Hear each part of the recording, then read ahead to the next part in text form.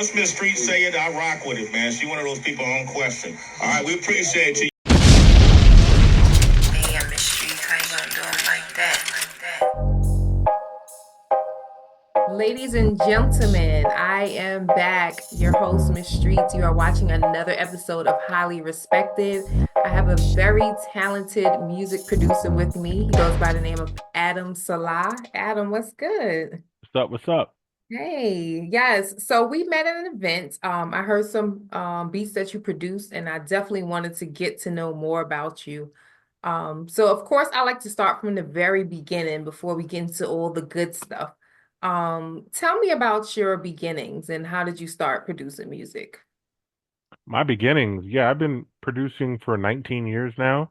I started because, oh, what do we start? Well, I started because my buddy, he was like a poet and he wanted some beats to rap on. And I'm like, oh, it can't be that difficult. And like, next thing I know, I'm in college studying it. I'm out in LA learning from like Dr. Dre's team and like it just took down this. And then I looked back one day and I noticed he's not even doing music anymore. I took on this whole, it just became a passion of mine. I've dedicated my life to it and helping the artists I work with get the best sound possible. Mhm. Right. So we're gonna get into all that too, as far as working with artists. Do you remember the first piece of music equipment that you purchased when you first started? Yeah. So, the first piece of equipment I purchased, so speaking of going to music college, right? So Mhm. I had actually won a scholarship, a music scholarship at my high school. I grew up in Yonkers, New York, You did. and Shout out to Yonkers. YO. Okay. How what's up?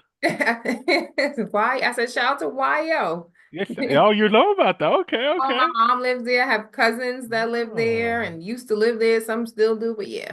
Yeah, yeah. Shout out Yonkers. So Yeah. I went to Yonkers High School. We had a scholarship for music and I won it. It's like a cool little $500, little calm $500. And I took it and it was supposed to go to my housing so that I could dorm at college. Instead, I used it to purchase a drum machine. It Which was was the smart. Roland SP606, if I remember correctly. Okay. And I don't even think they make them anymore. It was this useless piece of machinery that I thought I needed, Hmm. you know, um, to feel validated, like, oh, this is real. Right, right, Was it right. right or wrong? I ended up having to take out a loan in order to cover the housing, so Wow. it was probably wrong. But Yeah, that's the the first piece decision of at the gear. time wasn't right. Yes. Right, right, right. Cool. But lessons learned. Put it like that, right? Yeah. All right. So your website, adamsalah.com, right? Hmm. So I went on there because I like to do a lot of research. Now you have a quote on there, all right? And if I mess up the quote, fix me up, but I'm reading it. Stop making music your mom pretends to like. Let's create real hits. Yeah. Explain that quote and tell me and the people why it was important for you to highlight that on your website. Yeah. So that quote. So in 2024, 2025, right? Hit records aren't made by accident anymore. Mhm. It's not like Bobby Shmurda could just throw a hat up in the air, it never comes down, or we're at the labels dancing. It doesn't work like that Right. anymore. There are over 103,500 new songs released daily. Hmm. 80% of those songs get zero streams. Even the major labels release songs that get less than 1,000 streams. Hmm.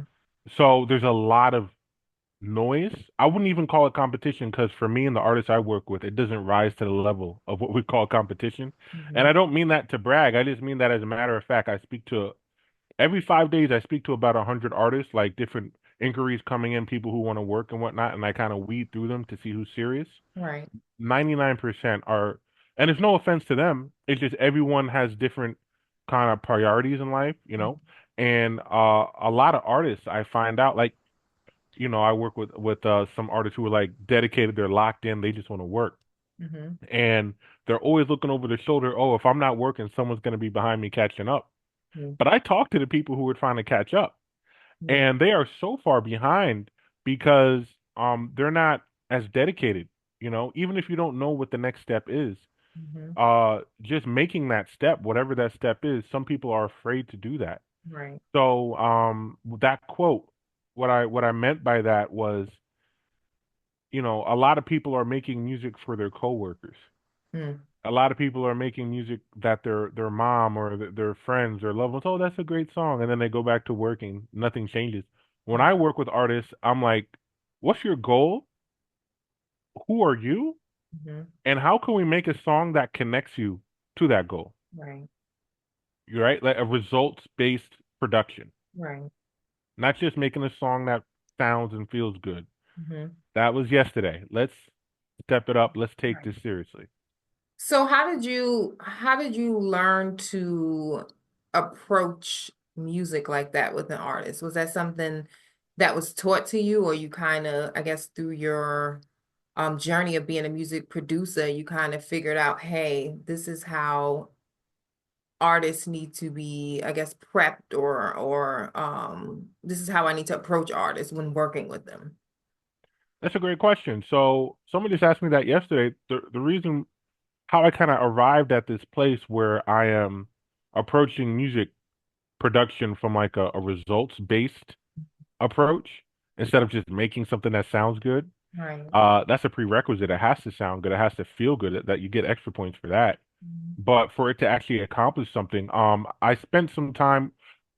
So, I was working with a lot of artists, early in my career, and we used to just be locked in, like in my mom's tiny apartment. I had like a studio that it was built with all this equipment I was taking from my college money, and I would record them, and they would go on international tours and they would do things with this music, but they still weren't living full time off of it. It wasn't like really where we wanted it to be. We weren't getting major record deals, and Right. we used to just scratch our heads like, "Yo, I wish somebody would just come and show us." So, okay, I'll do it. Right. I'll go take out 60K in debt to go to college to learn how to do this. I'll attend the seminars. You should see I have books all over the place. I'm thorough. You know, and so I went the extra mile, and I did that for 19 years. And once again, you're gonna see a trend here. I looked up one day, and the people that I was going the extra mile for weren't there anymore. They had moved on, they retired, and now I'm stuck with all this knowledge. I Mhm. got frustrated, so I quit music for a while and I started working in digital marketing. So I Mhm. was running ads for real estate agents and selling tickets to events. And um, it was educational, but it felt like I was losing myself. I didn't, I hated it. Right. And I said, I might as well just go back to what I love, even if I'm broke doing it. At least I feel fulfilled. Right. Money's not everything. Mhm. So I did that. And then I realized, no, I can combine what I just learned in marketing and apply it to this. Don't you know, Miss Streets? I started doing that, and I found out that the top songwriters were already doing it. Wow. The best marketing an artist can do, Hmm. it starts the moment that they pick up the pen, that Mhm. is the moment when you start marketing. It's not, I have a song, let's find who loves it. No, no, no. Marketing starts the moment you pick up the pen and you start thinking of what words to say. Mhm. That's why before I even work with an artist, before I touch the piano or anything, I'm like, let's sit down for an hour, just talk about who are you. Mhm. That's going to tell me what instruments to pick, what tempo, what Right. key, what range. Even with singers, I love working with singers most of all. Mhm. Certain vowels. Well, if someone told me they had a really nasal tone, I'm like, okay, so I know what words to avoid when we hit that chorus. Mhm. Like things like that. Like I'm a nerd about this stuff. I love it. And that's cool, because to be honest, more people like you, as far as your whole thoughts of production and creating an actual artist really, and producing itself, you think totally out the box from, I would say, the average producer. I've been around producers. I actually produce myself. We could talk about that later, offline. So it's just a matter of some people just actually getting behind equipment and just putting some sounds together, and they think that that's it. But when it comes to working with the artist, that's a whole nother level. So with that being said, how important do you think it is for an artist to actually work with I would say work with a single producer or have a producer that understands them. Let's say that. Yeah, it's all about cohesive sound. That's why it's important to work with a single producer while you're building especially if you're an artist and you are new. And when I say new, I mean you're not signed to a major label and you're not full-time independent. Then it's so important to build with a core team, not just one producer, but one stylist, like Right. just, one accountant, one whatever, someone who gets it, someone who understands you. Um, of course, our mutual friend Ox, shout out No Rap Money Ox, I- one of my favorite artists I've ever worked with, hands down. Um, well, he taught me something. He said we were dealing with someone business wise, and he was like, you know, some people were saying, oh, we gotta kind of cut ties, da da da da, and he's like, I don't want to. He's like, why? Like, you see how difficult that situation is, and he was like, no, but they've been with us for so long, Mhm. and it's they get the vision that I'm willing to endure certain hardships if it means that I don't have to re-explain myself to someone new, Mhm. and I was like, whoa, that makes a lot of sense. Right. That makes a lot of sense. Yeah. Wow. How do you know when the artist is like a good fit for you? I know earlier you spoke about you get a lot of inquiries and stuff, but how do you know when you have an artist that you know is not going to be difficult, at least what you're thinking, and someone that you feel like you can really create some good music with? Wow, that's a great question. How do I know if someone's a good fit? So I do have a form on my website where people can fill it out, and I kind of go through that to see who would be a great fit. Um, Rule of thumb, I don't like dealing with narcissists. Neither do I. Yeah, nah. Me Um, too. I love, so in 2014, I signed a deal and moved out to Los Angeles to help run a label out there. And it was like my first time living in a music city, I guess you could call it. Right. Um, you know, small town to big town kind of thing. It was Mhm. a culture shock. I went from being the guy in Yonkers, Mhm. oh, that's the go-to guy, to being one of thousands, tens of thousands of go-to guys in a Right. big city like LA. Mhm. And I was holding my own for a little bit there. But when my contract had ended, I became just a number in the crowd. Mhm. And that's when I heard for the first time the saying, go where you're celebrated, not where you're tolerated. Have you heard that? Yes, I have. Yep. Yeah, I I heard hear that a lot, actually. that hit me. Like, I was like, wow, okay, because I had refused to come. Artists wanted to work with me back in New York, but I refused to do that because I felt like a failure if I didn't come back with a plaque, right? Wow. Meanwhile, LA people in LA, when my contract ended, they stopped answering my calls. Mhm. They didn't want anything to do with me at that point. So I thugged it out for a few years, and then some stuff happened with my family, and I was like, let me go back. I came back. I was taking care of my mom. She was sick. Mhm. My phone was ringing off the hook. I was, I Really? was, I was turning down sessions left and right, Wow. and because of that, go where you're celebrated, not where you're tolerated thing, Mhm. and that led me into another deal. After that, within less than a year, I was in another deal once I went back to New York. Mhm. So I just think it's interesting how that kind of works. You know what I'm saying? That's how so that's to answer your question. I do this. I No, do that's that. fine. I'm listening. So how do I know if an artist is qualified? I want to go where I'm celebrated, not where I'm tolerated. Mhm. So if I see an artist who is matches like their weaknesses match my strengths, Mhm. is on and popping. Is a match to gasoline. We're about to make a banger. Right. And for most artists, I am that gasoline for them. Mhm. But it's the mindset. If they have a growth mindset, then we're really good to go. It's Right. on and popping. That's cool. That's cool. I like that. So, all right, we're gonna get into a little bit fun stuff. Favorite producers. Oh, ooh, I need you to, but look, you only ooh. get I'm sure you have a lot, but I'm only gonna give you your top two favorite producers of all time. Okay, so I actually have it written down. Now, you did not give me this question in advance, No. but because of the type of person I am, I wrote this. It says May 30th, 2020. Wow. I have it categorized into film composers, Hmm. people from the 90s, people who are just beat makers, people of all time, and then current producers. So you asked the wrong person.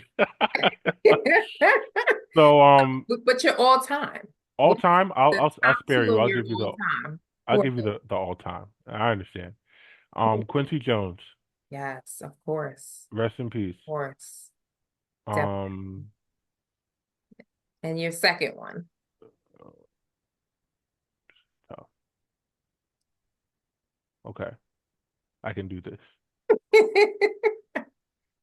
I know Ah, it's hard. I I'm just gonna say Timbaland. I say that regretfully. It's weird. Like, no, I love the guy. Oh, Shout because out it's a Timbaland. lot. It's a lot of great music producers. So, but shout out to Timbaland. Yes, another great one. So, yep, Quincy Hmm. and Timbaland. That's dope. Dream collaboration. If you could do a joint album with an artist, as far Mm. as you doing the entire project, who would that artist? Oh, Justin Timberlake. Nice. And why did you pick Justin? Why you want to He work? has such a great control of his voice. I'm a sucker for smooth vocal tone. He has a great control over his voice. The way he blends his voice when he harmonizes Mhm. is it's like a sandwich. I don't know how else to describe it. Like I get like pictures and stuff when I hear like, I see colors and that kind of thing. And it's like I just think of like a really well-made sandwich when I hear his vocal stacks. Right. And to me that's like a paintbrush. I'm like, yo, we could do so many cool things if we got in and locked in together. That would be cool. It it's not just singers. Rappers have like the voice Mhm. is like your fingerprint. Like there's only one. Certain artists have voices that kind of fade into the crowd, Mhm. but then you have an artist like Ox, for example, who you could hear him out of a thousand Yeah, million people. delivery and tone is very strong. Yeah, What definitely. about DMX, Yeah, of course, one of Mystical? my favorites. Yeah. Yeah, if So you have let to let distinguish, me ask you this. Mhm. In your opinion, for you, is tone more important than lyrics and delivery? Is tone more important than lyrics? I'll say is more important than lyrics for sure. But delivery for me is tone is part of the It's delivery. part of the delivery. Right. Okay. Definitely more important than lyrics, and I'll tell you why. Because depending on how big you're trying to take your music career, you got to think internationally now. Mhm. And there are fans across the world who don't speak English, Mhm. but will sing a Michael Jackson song front Right. to end, Lyric, yep. you Yeah. know? So, yeah. So if you are vocal, if you have melodies and rhythms that are catchy, Mhm. you know, uh, it's only important what you're saying. Okay. You ever saw do you like rom-coms? Yes, I do. You, there's this little weird rom-com. I don't even think my wife has seen it. It's called Music and Lyrics. Uh-huh. I forget the actors. I It's think that's some typical 90s actors. I forget the name. uh-huh. But the point is that in the movie they had this great quote where they kind of compared relationships to music, Hmm. where they said, when you see someone, you're like, "Oh wow, they're attractive." That's the beat. That's the music. Oh wow, they're attractive. It makes you want to pay attention, get to know them more. When you Right. talk to them, that's the lyrics. Hmm. Okay, now I'm getting to know the soul of the song. So Right. that's how I look at lyrics. Hmm. The beat and the flow is what gets you. The artist's job is don't mess up the beat with your flow or your tone. Add to it. Right. Marry it. Hmm. You're not different from the beat. You're the same thing. Just kind of be in unison. And Right. then as the person says, "Oh yeah, they deserve my attention," on a Hmm. second, third listen, they'll Right. start to notice, what did he say? Oh, this guy's crazy. Oh, I'm gonna hit Right. follow. That's how it goes. Right. That's cool. That's cool. That's definitely dope. So, what's next for you? We all know a new year's coming up. What's your plans or things that you can discuss. I know a lot of people like to keep things under wraps, but what's next for you? What's next for me? So, I co-own a record label. Shout out Shoreview Music Group. We partner with Ox, so we have lots of things going on. We have No Rap Money, the whole crew. I have some music with a Rock Nation artist. I'm not gonna say anything yet, but I'm pretty sure you know what I'm talking about. But I'm not gonna say anything yet. Um, and I also partnered with an artist named Ajada Rains, and we have some hits. Oh my goodness. Yes, and I got to meet her too, so we chopped it up a little bit. Yeah, Yeah, she's cool, right? very. Oh my goodness, she's so talented. I think she won Apollo like 3 times. Like, just ridiculous. Like, who has the time for that? That's so expensive. But yeah, and then also of course I'm working with about 2 to 3 independent artists per month. Any more than that, and it becomes like too much because I got the label stuff going on and whatnot. But yeah, pretty much is more the same. Oh, nice. So before you go, because we could talk all day, but of course we got to make it short. But before you leave, please drop your social media. We talked about the website, so you can go ahead and drop that again. Just any contact way that people, I mean, a way that people can get in contact with you and check out your music and reach you if they needed to work with you or have any questions. Yeah, that's what's up. So if you want to follow me or get in touch at all, you can go to Salaah. That's I wear my name tag here. Salaah, SALAAH music. That's my Instagram. And then you can just go to adamsalah.com. If you're serious and you just kind of want to get to it, go to adamsalah.com. You'll skip the line. Right. Definitely. And it's a lot of really cool like quotes on there, just a lot of good information on the website too. So make sure Thanks. y'all check that out, artists and producers too. So Adam, thank you. I wish you nothing but the best. I love what you're doing. I love your whole thought process of music in itself. And just continue to keep pushing the culture forward by making quality music because that's what we are lacking so bad out here. Coming from a music lover myself and a person that does music, it's not that good out here. But thank you for continuing to push good quality music and just the importance of making good music. Oh, facts. Wow. Appreciate that. Definitely.